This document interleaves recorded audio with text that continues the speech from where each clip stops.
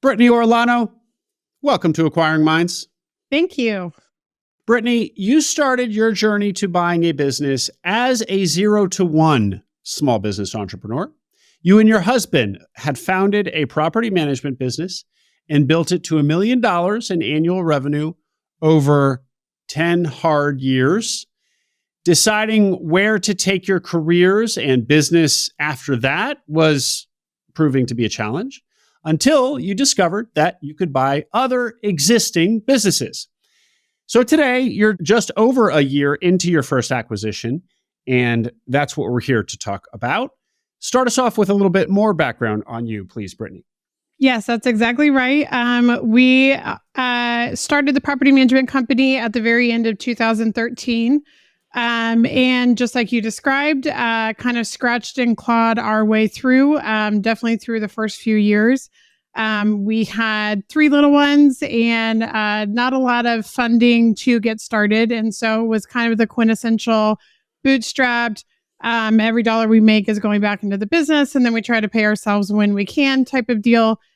So that was really the first 5 years of business ownership of, we wish we knew another way because this is grueling and difficult and hard. But then I would say that's when the tide started to shift. We had grown a portfolio, got a better understanding of business ownership in and of itself, and kind of learned more about organization and process, and really just forced us to become better business owners. Because we were doing so much ourselves. So, and then I would say the next big shift for us was around that 8-year mark. That's when we really had built our business to being as self-operating as we felt was possible with its current size. And so we really were debating about next steps. We had considered bringing on like a director of operations or some type of something just to kind of completely, fully remove ourselves and someone to push us toward higher goals. But we ultimately decided that, whatever it was, we just were looking for something else to pursue. Okay. Well, you were looking for a director of operations so you could step further out of the business. I mean, to what degree had you and your husband been able to, if at all, step out of the business? Yeah, so we were both working probably less than 5 hours a week, maybe 5 hours a week combined at that point. So the director of operations was less about taking things off of our plate, although it would do that.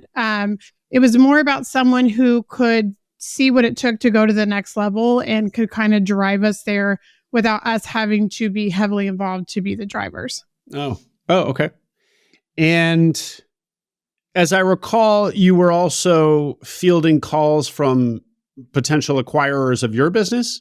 Yes. Yeah, that's exactly right. So that's when we kind of started learning about acquisition. They're in the industry, there was kind of like a massive conglomerate, consolidation happening with roll-ups, and really big firms were kind of gobbling up all the mom and pops that they could.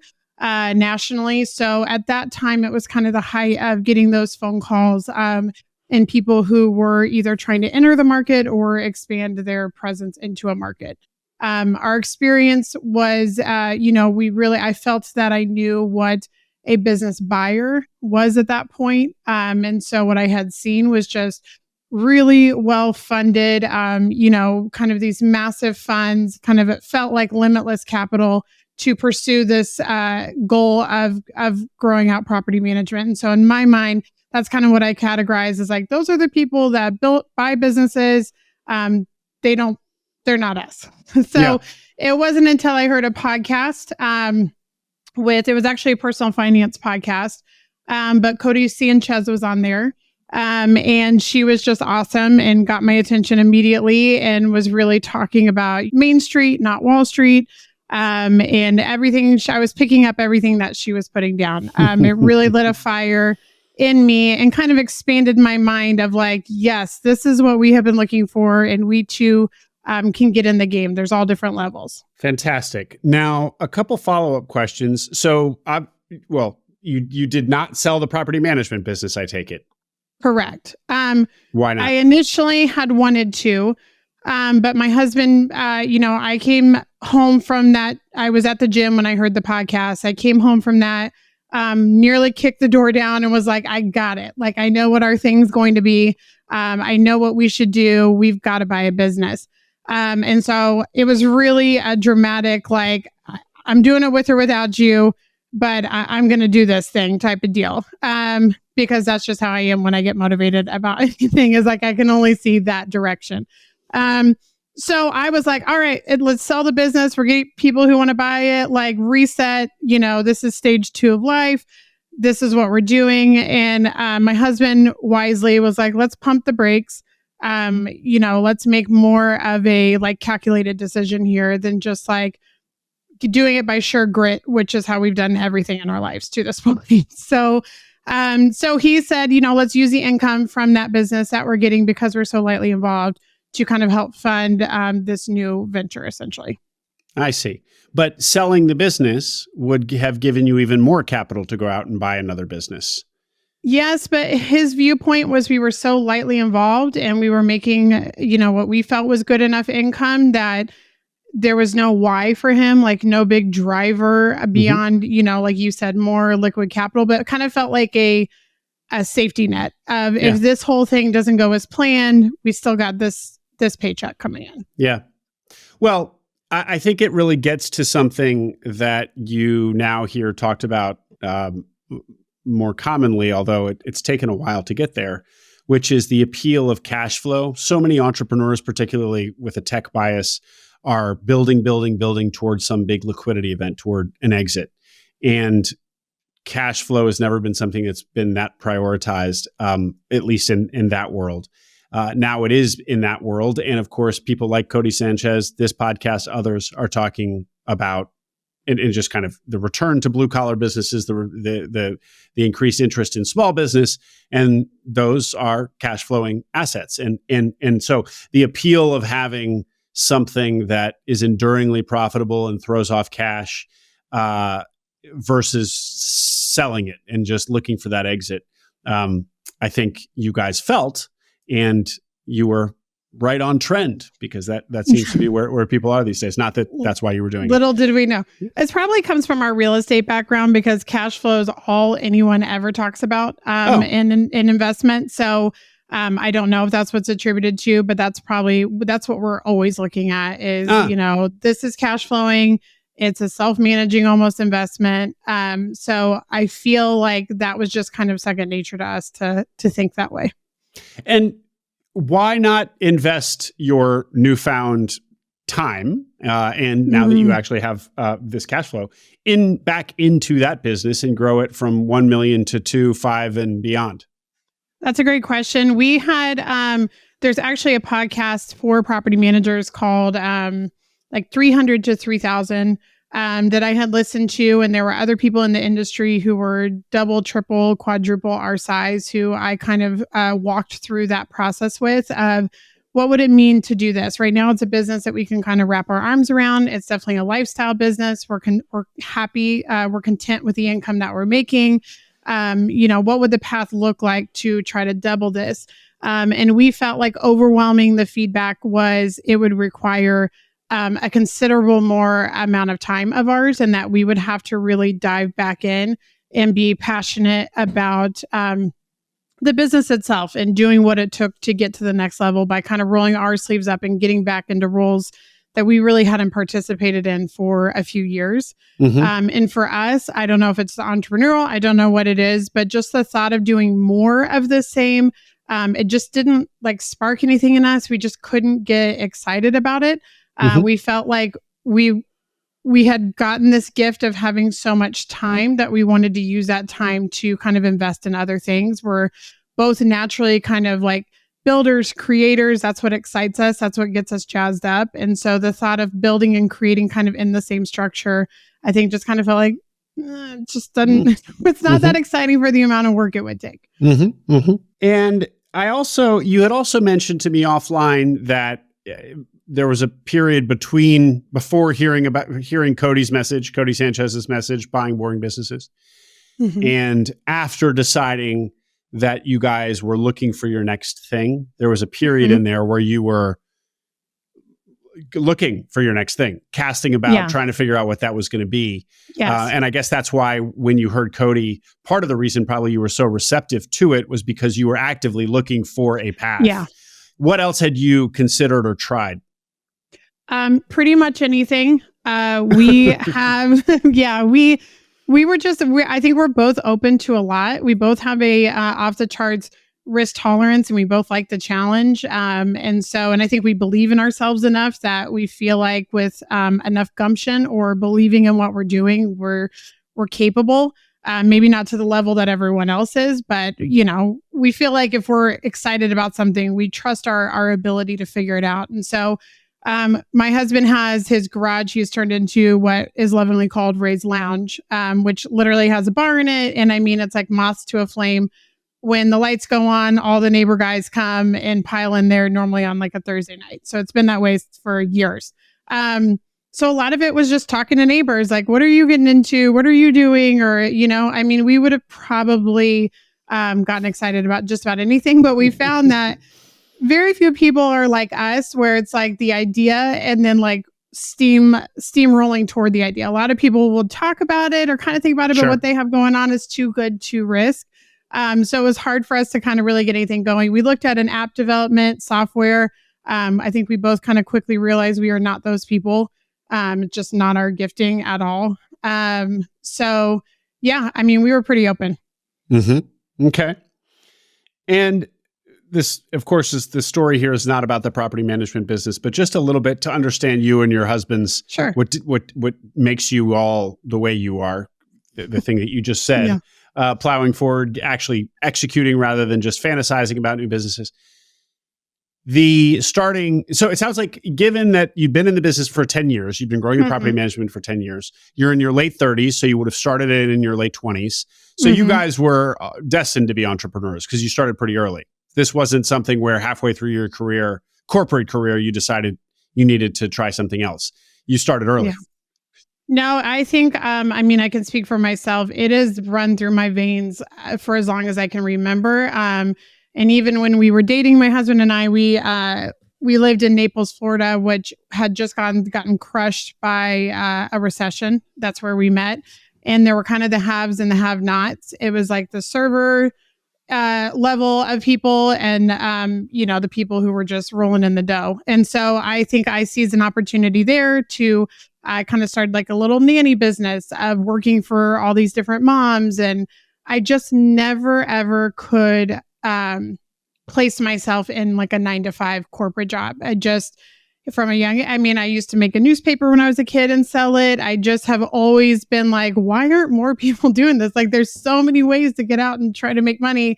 So I think it just, to answer your question, I have never sought a corporate career. There have been times where I'm like, why can't we be normal? Why aren't we like the people who now that we're seeing in their 40s who have worked their way up the corporate ladder? And that seems like a really comfy, cozy life. So, there are times where I'm like, I wish one of us was what I would consider more normal. And then for my husband, I think he's just, like I said, off the charts risk tolerance. And so he's kind of just down for whatever. So it'd be more like, I have the idea and he's like, yeah, let's go for it. Let's try it. Why not? So. Great. I love how abnormal you are. How weird. Okay. Maybe not to your listeners, to other people that in the Midwest, I'm an anomaly, I guess. Yeah. To the property management business. So it was doing $1 million a year ish. Can you tell us what that meant you and husband were taking home? Were earning? We were taking about $350,000. Oh, okay. $350,000.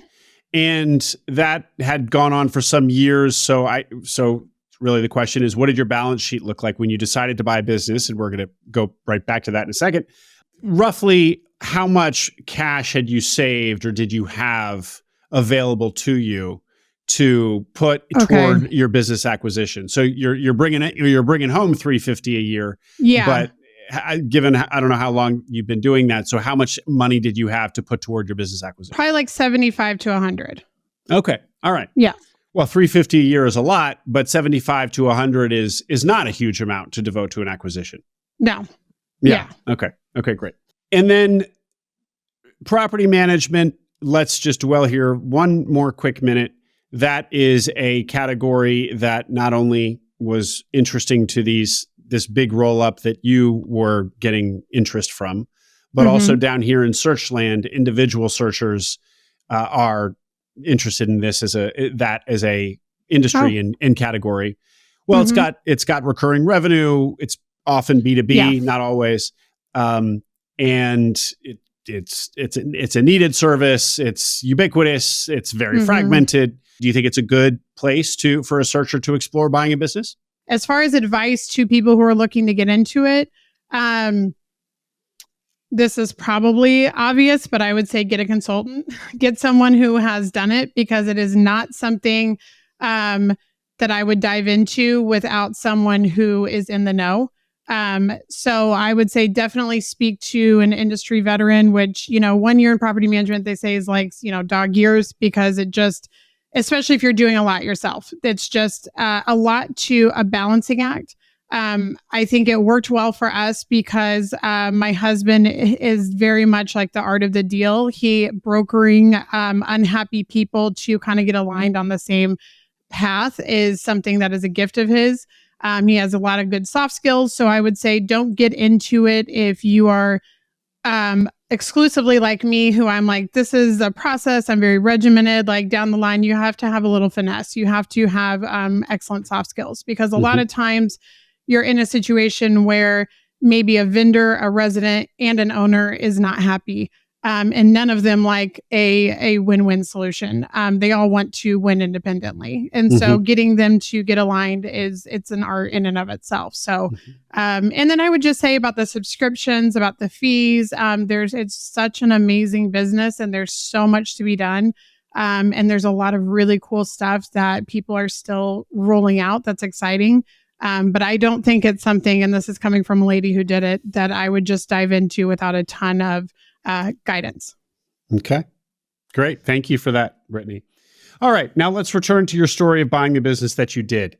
You come home and kick down the door after hearing Codie Sanchez and decide to go after it. What do you think it was that resonated so hard with you about this, having explored other paths and talked to all your neighbors about what they were up to? Why buying boring businesses a la Codie Sanchez? Why was that the thing that turned you on?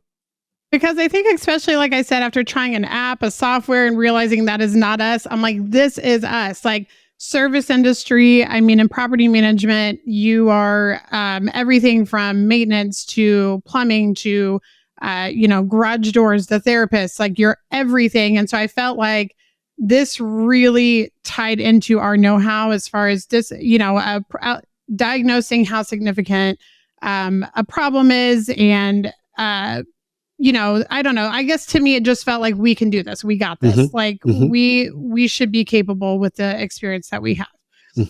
Okay. Tell me what it looked like when you turned your attention to this project. How did you start searching? You've already told us that you basically had $75,000 to $100,000 in cash to put toward this.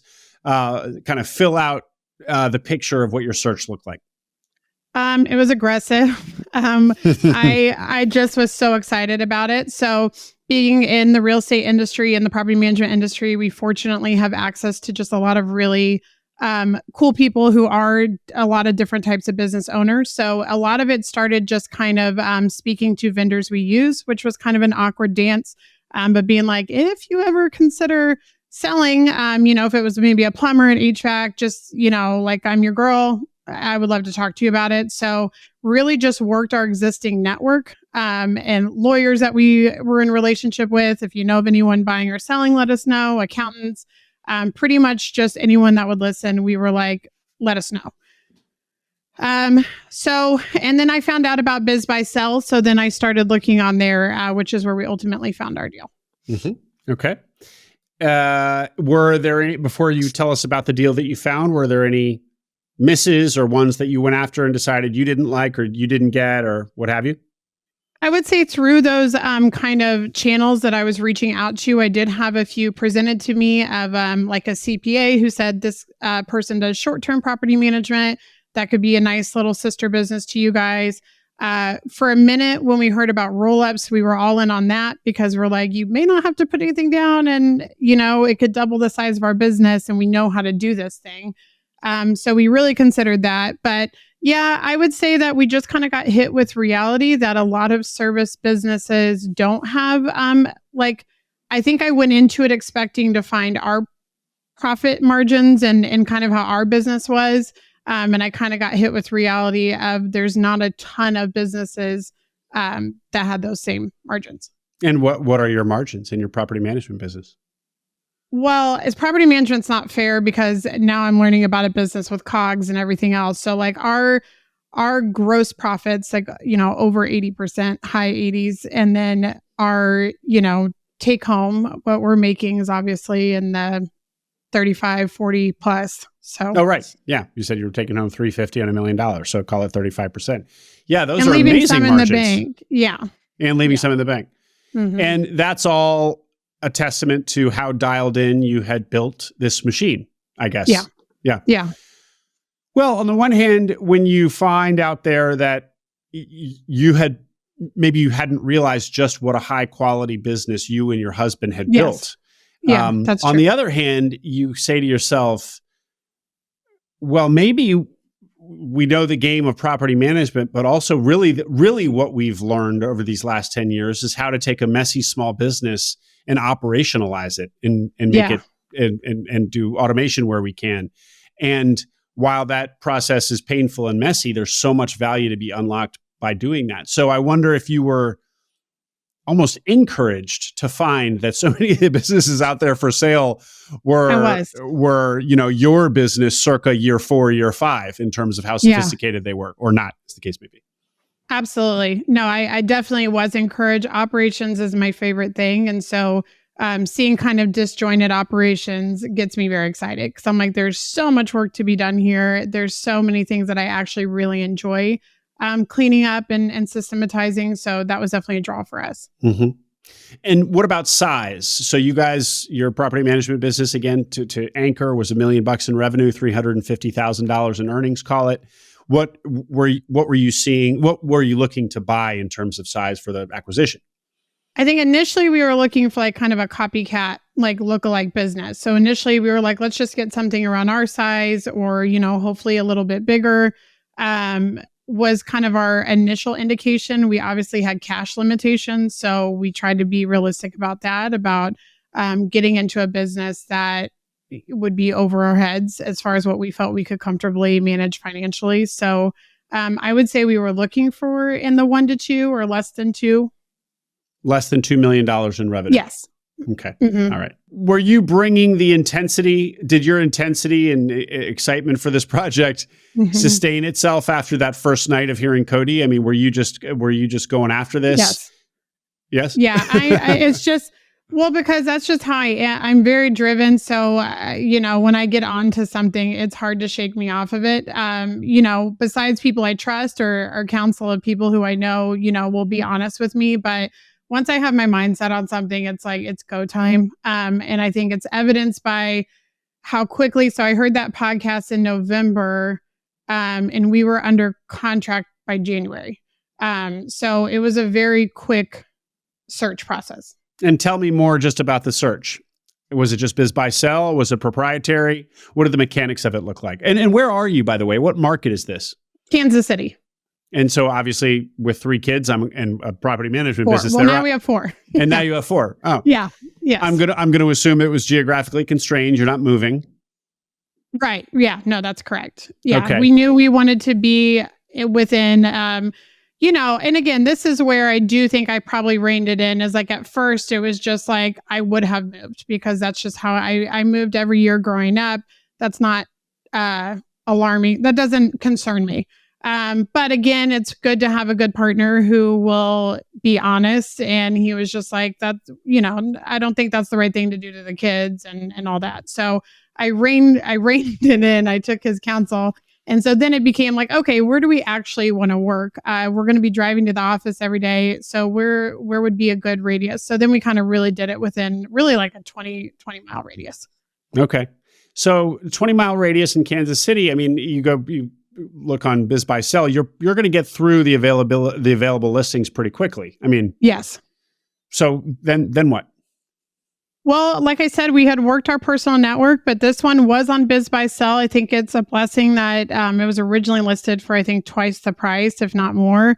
And the listing wasn't super clear because it was actually, we didn't purchase the land, but there was land with it that really ruined the numbers. Once you broke it apart, it was like, oh, okay, this is making a little more sense now. So it ended up being on Biz Buy Sell. I had seen it hanging out there. And then once I saw the price come into more of our wheelhouse is when we reached out.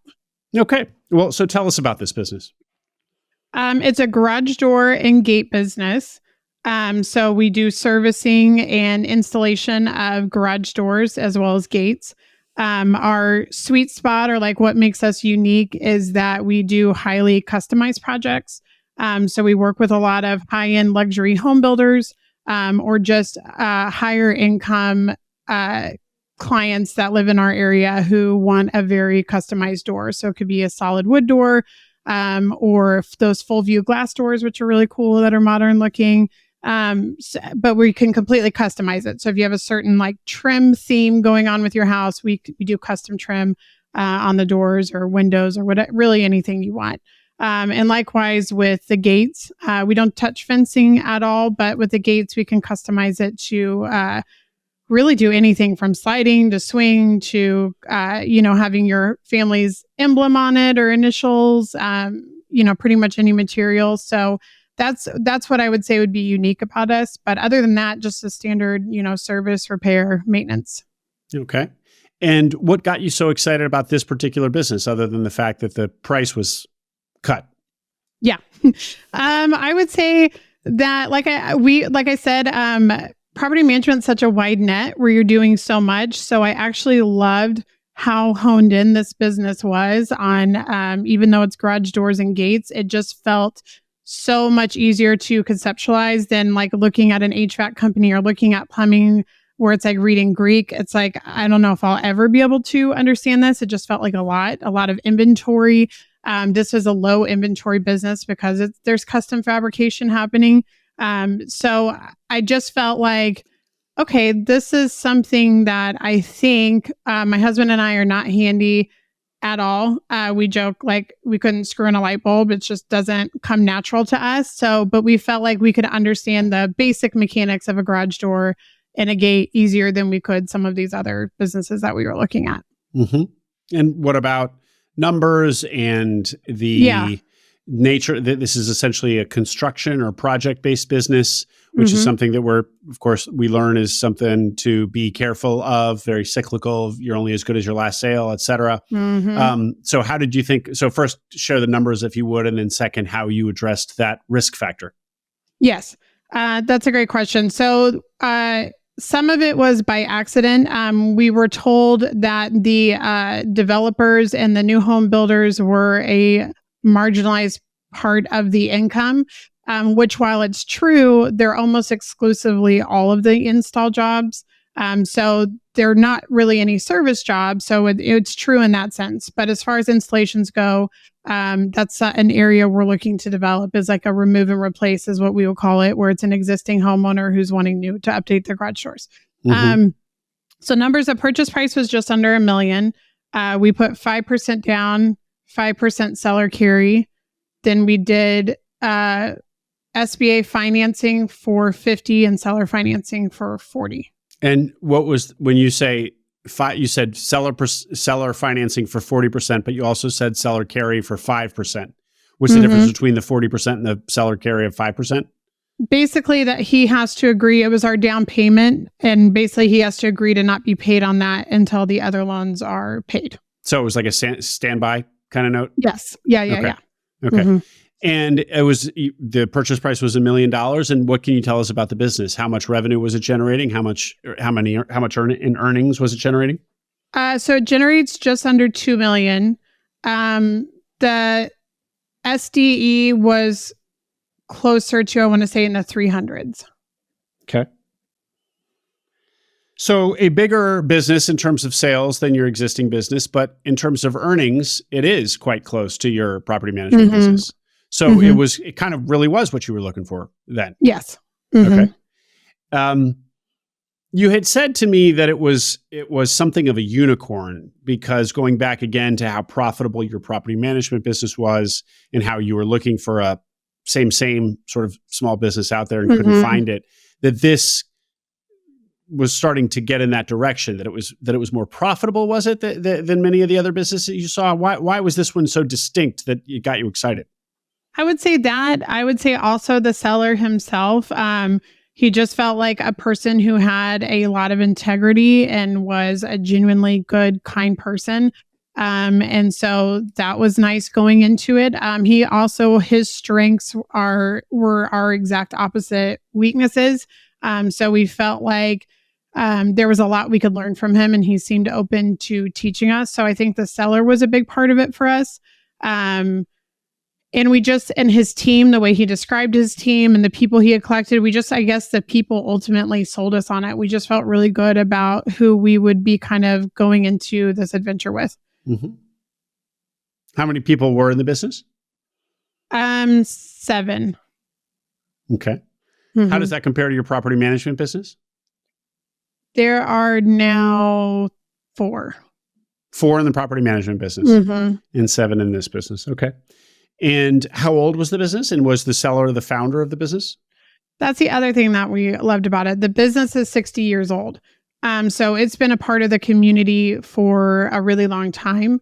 And what's really cool about the garage door business is, I don't know if you've ever noticed, I had not, but you have a sticker on your garage door typically that if it breaks, that's who you're going to call. So we're just in a lot of homes on a lot of stickers.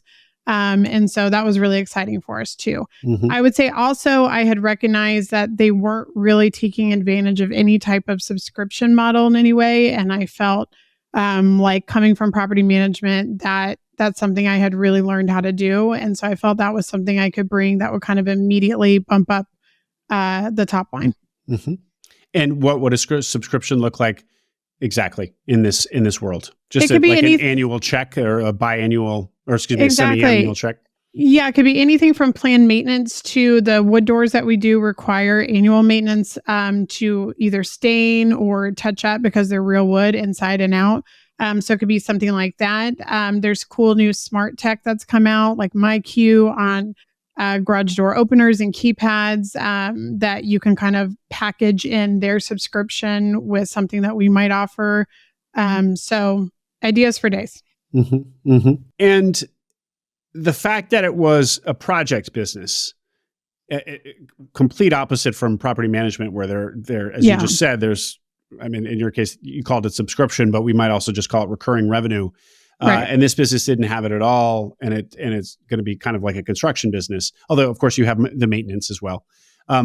That was something that you didn't take as you didn't run away from that. You were fine with that. If it hadn't had the service arm of it, I probably would, but they do a considerable amount of service calls and repairs. And so I think that helped. It felt a lot like our current business, where we have a real estate brokerage, which is like your one-time sales that you're chasing kind of. And then we have the property management, which is more frequent. So granted, it's not a contract. It's not anything like that.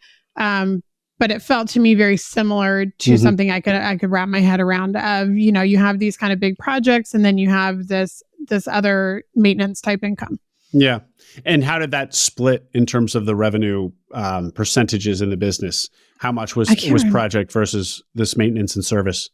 I can't recall now, but I want to say that it was probably 60-40 with the installs being 60. Okay.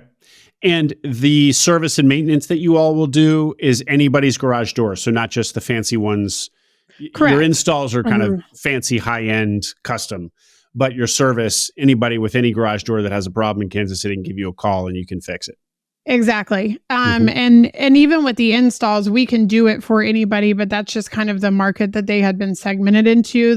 Not our previous owner, but 2 owners ago had just developed a lot of good relationships with excellent local home builders. And so he kind of fell into that. But yeah, we would do anybody's garage door also install. Okay. 2 owners ago. Lovely to find a business that has transacted and lived through multiple owners. Yeah.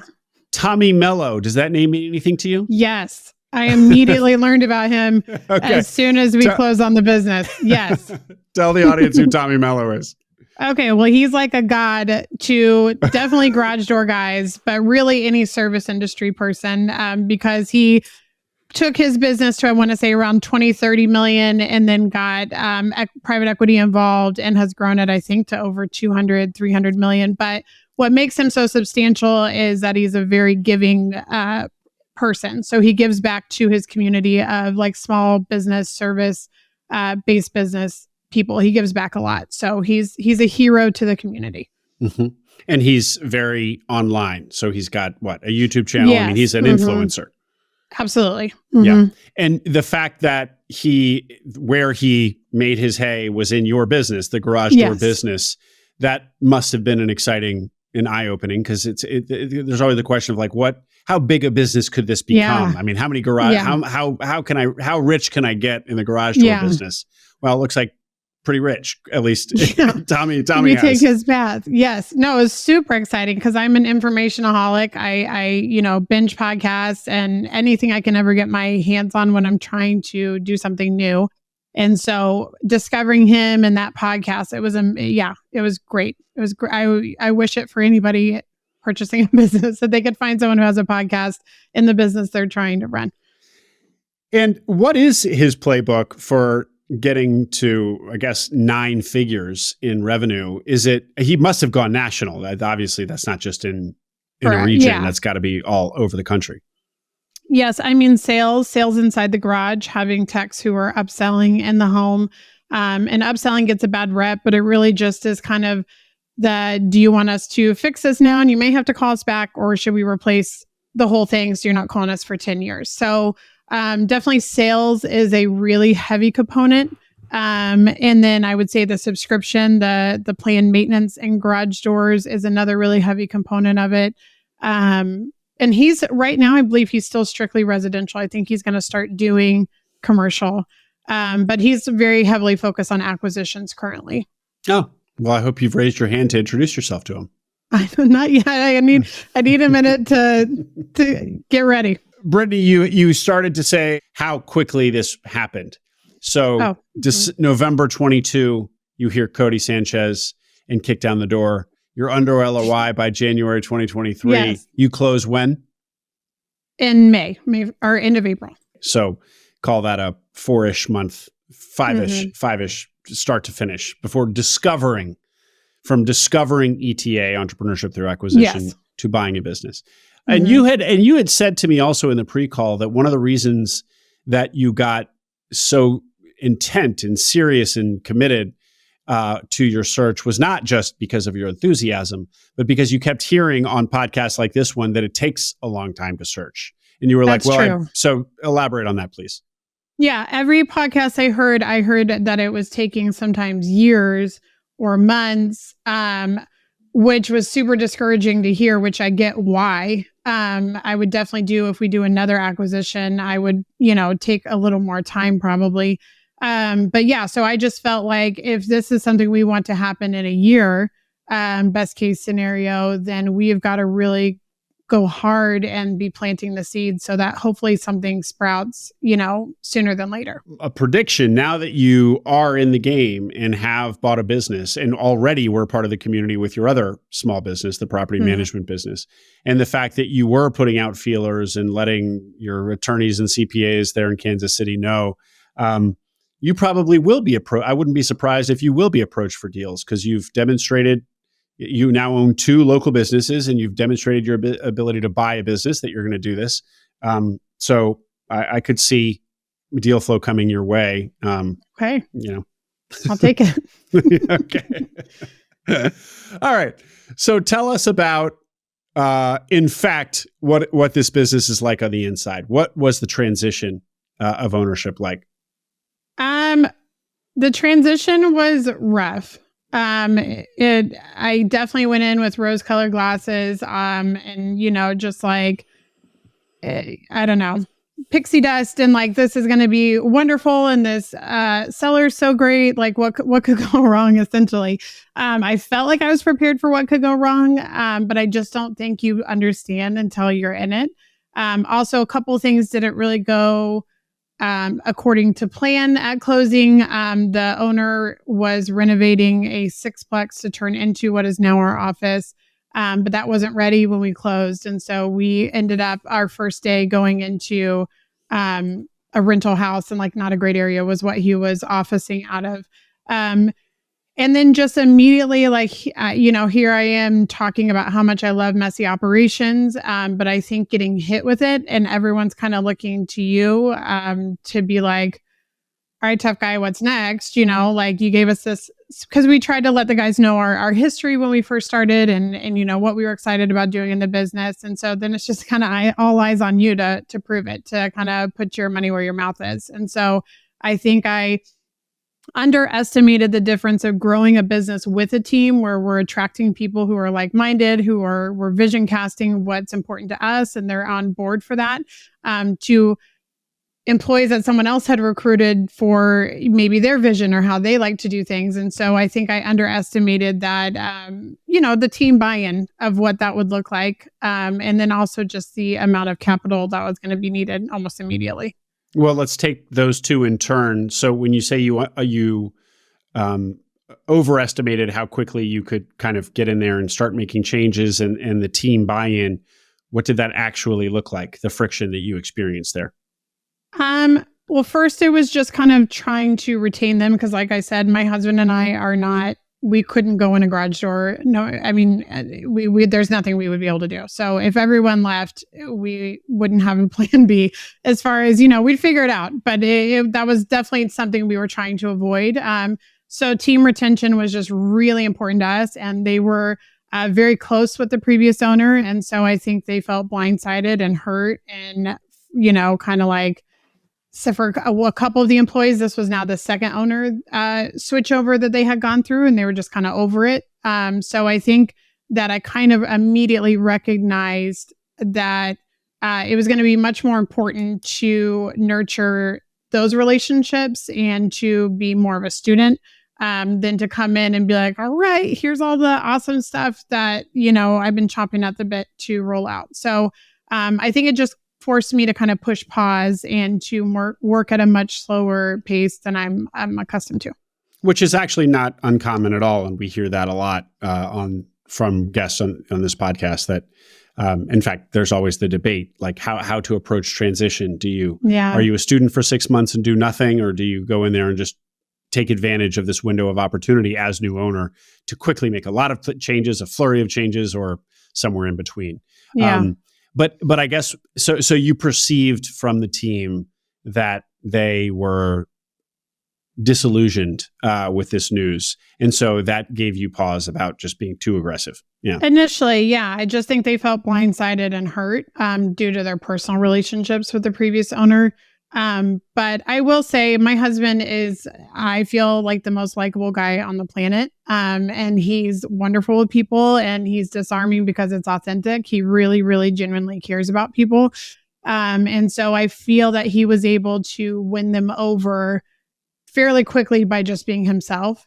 And then it was important to us that when they voiced something to us, that we took action on it.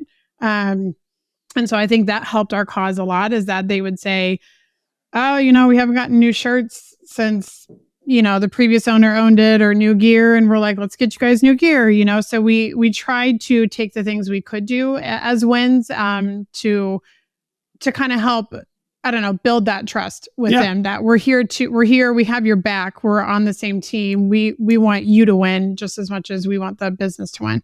And that worked. And how long did it start to feel like it was working? And that you were building rapport with your new team? I would say not that, because then it kind of shifted to, well, here's all the cred the old guy who said he was going to do that never happened. So now that you guys are doing stuff, then it became almost like a pile-on of, here's all the things that should be fixed. And then kind of an expectation with it, because we were taking so much action of things that were important to them that they wanted to see immediate changes with. So I would say pretty quickly they got on board, but it was almost like then an overcorrection of how it had been initially.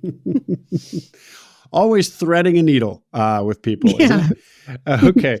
And then the other piece that you had said was that you underestimated, I think, what did you say, that the need for How expense? much capital? Yeah. Yeah. So elaborate. Why did the business need more money into it? Well, I think two things that crushed us were the interest rates. I think that was unexpected because it kind of went up during the purchase. So that kind of, when I say crush us, it just wasn't what we had projected initially when we were evaluating the business. And then we hadn't planned on taking any income out of the business, and we didn't take any income for the first year. So we kind of felt like, well, even if we just have what he was making to put back into it and our little bit of cash reserves, we should be okay. And I just think that that was, such an underestimate of what was really needed, because there was just so much investment needed as far as trucks, gear, tools, software. There wasn't any software in place. So it just felt like at the beginning we were just writing checks left and right for things that, yeah. What are you going to say? Only that even expecting to not pay yourselves, you, in plowing all the dollars back in, it still didn't feel like enough. Not even close. No. And they weren't like exciting purchases. It wasn't like we were doing things that got our gears going of like, this is awesome and something we want to do. It was like, these guys can't go to a job because the truck broke down, or, a safety concern, or things that, weren't necessarily like glitzy, glammy, like this is fun to invest. It was painful. Well, it sounds like it was stuff that was just to get the business back to kind of healthy condition, as opposed to grow the business. That's exactly right. Yeah. And was it your sense that the previous owner had been underinvesting in the business because he was trying to sell it, or simply because he was somebody who just didn't invest in his business? Yeah, I think that there's a couple schools of thought, and I think that the way he liked to increase his bottom line was by cutting expenses. And so, if a truck broke down under his watch, he was going to fix it. So there wasn't really... He fixed it. The truck. Yes. Oh, okay. So pretty much anything that might have arisen, either he didn't see the value or he would take care of it himself. So it was kind of night and day as far as that. We're very much like invest into the solution. And I think he just had a different mindset about it. And he was able to fix a truck. So he was technical. Yes. Mm-hmm. He's an engineer. So yeah. Okay. He enjoyed it. Okay. Were you familiar with the concept of the J curve before you bought the business? Or are you now? No. I mean, lightly, yes, but I'm ready to get out of the bottom of the J, that's for sure. Okay. Okay. So interest rates start going up right as you buy the business. All of this maintenance needs to occur.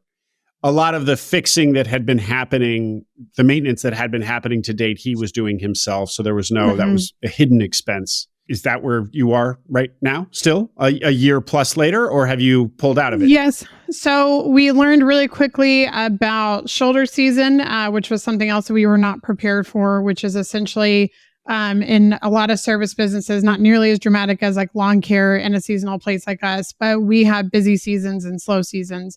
And so when we first took over the business, we were like having a hard time keeping up with jobs, and it was all referral. He didn't have a Google page or, Google My Business or anything like that. So it was all just people calling from stickers. So we were feeling pretty good about stuff as far as like, if this is how good it's going when we haven't done any marketing, just imagine. And then somewhere around, I want to say Thanksgiving, it was just like, fall a drop off a cliff, like the phone just quit ringing. And we weren't prepared for that. We had hired around growth, again, just being overly ambitious and thinking once we started marketing and all of that. And so we kind of got, again, faced with expectation versus reality of now we have these guys sitting around and we've never been in that situation before, not enough jobs for techs. And so how'd you handle it? We ended up letting a couple people go, which was awful because, again, with still trying to keep team morale, it just felt like, we didn't want to lose our core people with that decision of thinking like, okay, maybe they didn't know what they're doing and it is a problem. So we let a couple of people go, and then we try to just continue pushing hard toward marketing and just being creative with jobs, and tackled some projects in the warehouse that needed to be done as far as organization and labeling. But we kind of just sheer willed our way through it, essentially. And so that's something that we're trying to be more prepared for when that comes again. And so this, of course, is a working capital issue.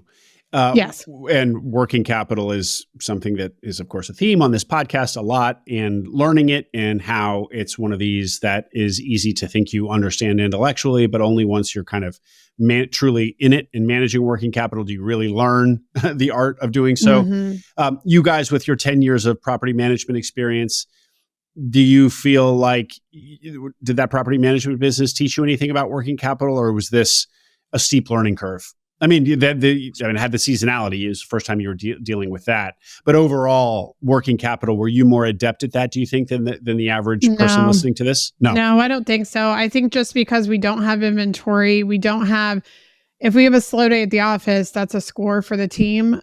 So we never felt that pain before if things were to slow down, because of, I guess, the recurring revenue. We were sheltered from perhaps like a slower sales season. So I think we just kind of were fat and happy and had the luxury of this recurring revenue that, if we never sold again, we'd be okay with that, supporting the business. So no, I don't feel that we were better prepared. Mm-hmm. And to the point now also about experiencing similar to what I said about working capital, where we all know intellectually that recurring revenue is preferable to every other type of revenue, particularly project revenue. You only really feel that when you are in a situation when you experience it. So now that you've owned a business that has recurring revenue and owned a business that has project revenue, are you more of a believer in recurring revenue, or are you basically fine with project revenue? You just realize that it's trickier to manage? No, I think I've always understood that recurring revenue, because that was what changed our business. I mean, we truly, our property management business, the top line doubled. We grew an insane amount year over year without adding a ton of new clients, because we cracked the code on that. So I think recurring revenue is something that's very important to me. And having gone through the first 5 years of a startup, where if we're not getting a sale, we're kind of looking at each other like, oh my gosh, what are we going to do if someone doesn't want to buy or sell a house? I have lived that. So I think having gone through that and getting that cushion of the recurring revenue, I'm a big fan. Okay. So where are you? So we're going through the winter. So let's say you buy it in May 2023. Let's kind of fast forward to December, January of this year. You have been sinking cash back into it, not to grow the business, but just to maintain and repairs and kind of get it healthy again. The new project spigot has turned off, and there's not a lot of revenue coming in. Then what happens? And by the way, at this point, how are you and your employees? Are you used to each other? Have you reached stasis where they're asking for things, but just the right amount, not too much, not too little? Yeah. And again, I just have to credit that all to my husband, because I am working from home now. I wasn't at that time, but he's really shouldered that portion of it, is just making sure his guys are getting taken care of and that they're happy and being there if they're not, to hear it. So yeah, everything with the guys is good. And then we started a promotion. So we learned about these local service ads was new to us. That's not something we do in property management. So we started running like promotions for, $49 tune-ups. What is local service ads, please? It's a Google product that you can basically put under your Google My Business page or on the front page at some type of special or promo or something, that a call to action. So it's another form of advertising on Google. So people in home services may have seen this LSA. It's Definitely. often referred to. It's a big product. So go ahead. So we kicked that off. So we were doing promotional specials. Now, one thing to know is that most people who are doing promos are doing it with the intention of kind of what we talked about earlier. Once I'm there, and I do a checklist and I kind of flag to you other concerns, the idea being that we kind of start there, but then you'll want to, but our guys do not sell at all. It's a pain point for us. And so our promo tickets were our promo price. And so that was a different kind of painful of like, I don't know what's worse, them kind of twiddling their thumbs at the warehouse or that they're driving and doing truly a job at $49. But it got us through. So, just again, lessons learned. So that got us through until really the phone started ringing again, which was around May. So kind of that full year cycle is when all of a sudden it was just like glorious. And, we'll never take a phone call for granted again because everyone just started calling again. So we joke, I don't know if you're a Game of Thrones fan, but we're always like, winter's coming. So like we have to prepare because winter's coming. But as of right now, it just like gave us some breathing room of like, okay, at least that is not our concern is what to do with the guys. And through all of this, did you have to come out of pocket with any new capital to put into the business, or was the earnings from the business enough to sustain it, even though you weren't taking any salary for yourselves? Yes, we did come out of pocket. We either took from our property management business, would, do ourselves a favor, or a lot of times it would just come from us, but it was probably around 30,000. Another 30,000 into the business. Okay. All right. Well, that doesn't change the true purchase price of the business that you paid that much. Okay. Well, I'm exhausted. How do you feel? So that was May when the phone started ringing again. That was just 3 months ago, or really 2 months ago. So how do you feel about the adventure after this first hard year, Brittney? I think one thing I have now that I didn't have then is clarity. Having the gift of just time to learn more about the business, learn more about what's important to our tags, learn more about people like Tommy Mello who are doing big things that I can learn from. It's just been learning. So I would say in that aspect, I have never felt clearer about like a path forward. Like I see where we need to go and what we need to start doing to kind of turn the ship for us. But will say that the capital restraints are our biggest issue, is that we just don't have the liquid reserves to take immediate action on the things that I feel need to be done to kind of turn it around. So that's kind of the gridlock that we're in. Like what would that be if you had the capital? Marketing, obviously, sales, investing into sales training for the guys, getting the guys selling, rolling out a maintenance, a recurring revenue type of situation, hiring more administrative help to remove myself and my husband from a lot of the stuff that we're now doing, especially after letting somebody go, bringing in more of that like support staff so that we can be doing more of like biz dev, I guess. And so do you feel like this was not the right business to have purchased? I think that'd be too painful to feel. I don't think that. I just think that we are in like step one of what's going to be, a multi-year step process. So, I would say that I don't have regrets about the business because hearing other people's stories at the end of the day, no one pulled the wool over our eyes. There was nothing shady happening. There's a great local reputation. We have that history. I don't know what we would be doing if it weren't for referral customers, just organic repeat customers. So I'm very happy. The team that we thought we were going to love, we truly love them. So all of those things I feel great about. So I think what we're experiencing, just knowing he and I and how we learn, and I think we probably would have experienced in any business that we purchased. Is there anything, though, that you would have done differently? Like, is there any takeaway from your first 14 months in the business or the selection of this business that you would do differently or could the audience can learn something from your pain? Definitely just focusing on capital. I probably sound like a broken record, but that really is to me what's holding us back, is that I wish I would have maybe considered a partnership or some type of, we had never done that before, so I had never considered it, or maybe some type of capital partner or strategic partner, or someone like a Tommy Mello who, has this background, who could help get us to the next level, because I just know the amount of time that it takes to grow by bootstrapping. And so the hope had been a 60-year business. We would have cut the line a little bit, which I think we have. But I just think that I did not realize how much of a constraint that was going to be to us. So I would say whatever you think you should have, double that. So what I wish I would have told myself before.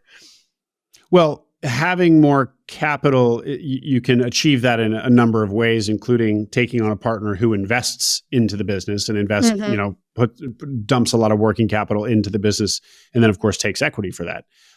There's also the idea of buying a bigger business where there's just more cash flow coming in and more capital to play with that way.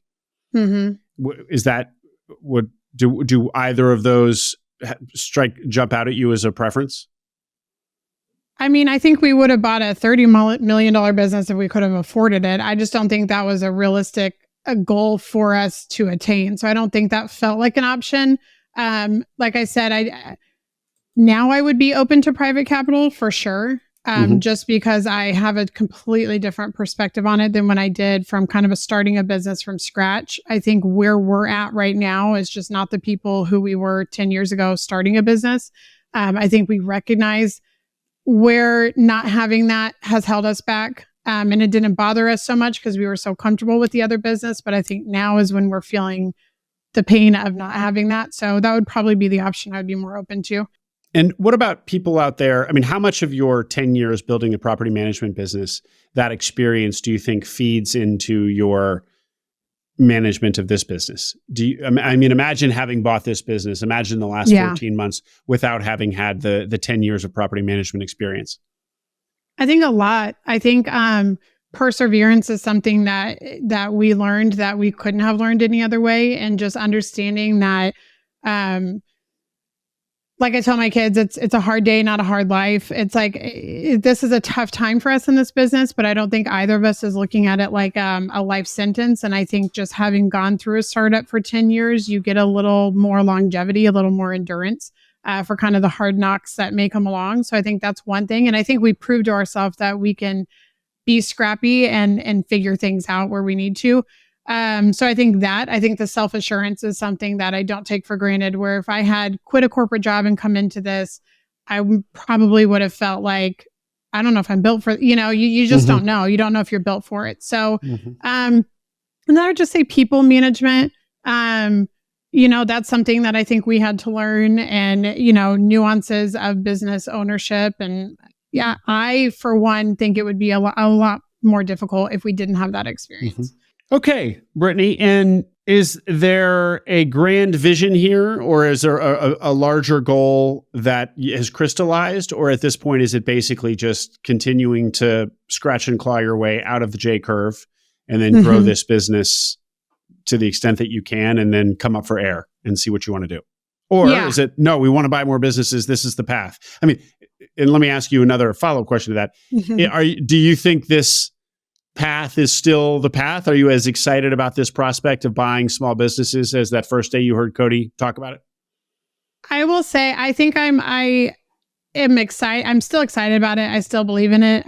Knowing us, it's probably something we will do again, and we'll forget. That's kind of like having a newborn baby. It's like, it was all great, So I think we'll probably still have some of that in us. We're optimistic, entrepreneurs. But I think I'd be more realistic about it now and just have a less of a gloss over of things that I would probably dive deeper into, or a better understanding of what it's going to mean for us after takeover if something's not in place or not currently existing. So I still believe in it wholeheartedly. I'm still excited about it. Green vision. I I think, like I said, right now that's another thing you learn in business ownership is enjoying your rests. And so I feel like because busy season has picked up, we are just taking a minute to enjoy like a rest period of like just being grateful for where we're at right now, and then kind of recalibrating, seeing how this affects our top line, our bottom line. But, I would like to grow. I think that I believe in this business.